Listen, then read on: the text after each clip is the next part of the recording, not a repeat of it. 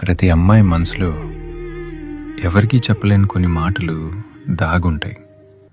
అవి అడిగితే తెలిసేవి కావు. వాళ్ళ మౌనాన్ని ప్రేమిస్తే మాత్రమే వినిపించేవి. బయట ప్రపంచానికి ఆమె జీవితం చాలా అందంగా కనిపించవచ్చు.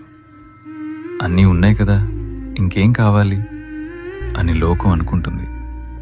కానీ తనకంటూ కొన్ని కలలు, తనకంటూ కొన్ని ఇష్టాలు, తనకి నచ్చినట్టు బతికే ఆ చిన్న స్వేచ్ఛ, ఇవేమీ లగ్జరీలు కావు.